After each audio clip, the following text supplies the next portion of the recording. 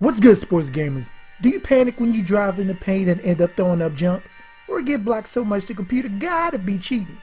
Well, I'm gonna go over all the moves with some new ones this year you have at your disposal and when you can use them when driving into the paint in NBA 2K19. So alright, let's get it.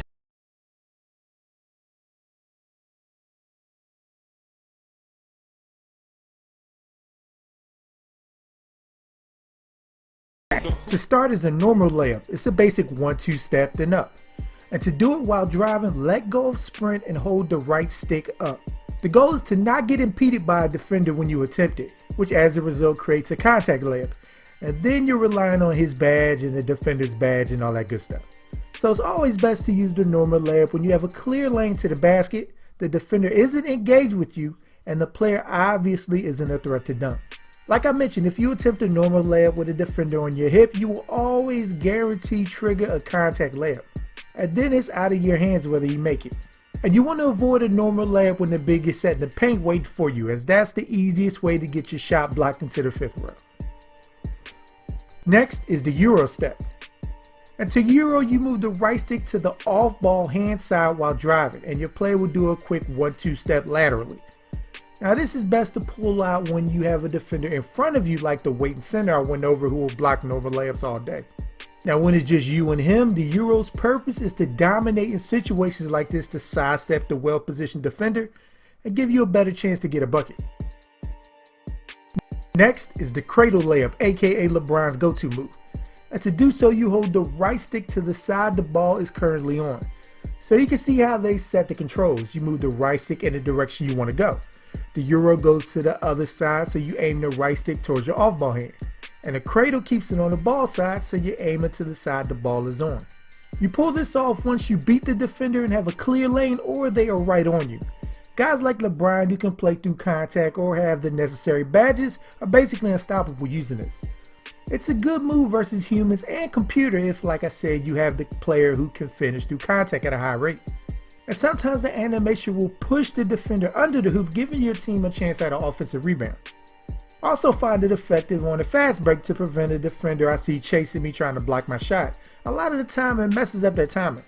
And against a well-placed defender in the paint though, it's very easy to get blocked as well, so stay away from using it in situations like that. And to perform the floater / runner, you aim down on the right stick when you're driving. Now this move is usually performed by the little dudes. You've seen Tony Parker rely on this a lot, Mike Conley. It's done to counter the big parked in the paint waiting to block your shot. So you're gonna mostly perform this off of pick and rolls with the big dropping back in the paint. You can start it around the free throw line to get optimal space between you and the big, and the more times you do it against a user, you may even see them get aggressive expecting the floater next time, and you blow right by them. Now my favorite move is the spin layup. This is the way to create daylight for yourself from defenders who cut off your initial move by spinning very fast in the opposite direction. You don't want to do this when the on-ball defender is already giving you room to drive, only when they're neck and neck with or are about to cut you off. While it works versus humans and computer, it's way more effective versus the average human because they tend to jump, making your move look that much better. But like I said, it's effective versus both. Also favor it because you don't have to go straight up with the shot.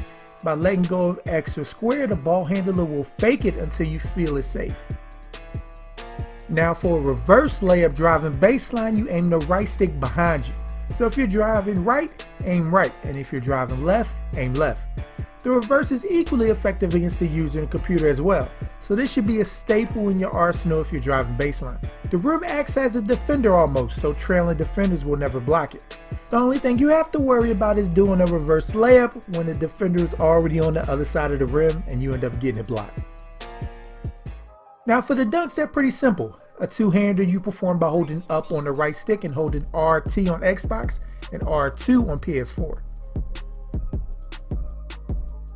One-handed dunks are performed by holding the right stick towards the hand you want to slam it with, and again hold RT or R2.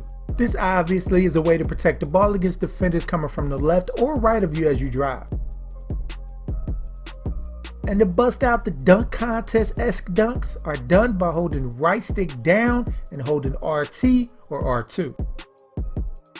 Now this year we can chain Euro steps, spins, and Cradle layups into dunks. And you do that by holding the sprint button right before the animation is finished, and depending on the level of player, you will chain together a slam for 2. Sorry sports gamers, what is your go-to move driving into the paint? Let us know in the comments down below. And stay tuned here at Sports Gamers Online for more NBA 2K19 content. So make sure to subscribe if you haven't. And once you're with us, hit that bell icon at the bottom so you don't miss anything we put out. I'm Chris. Thank you all for watching. And be good, y'all. To the tune till I'm dead. Don't want room, I might go, but I don't want friends. To the tune.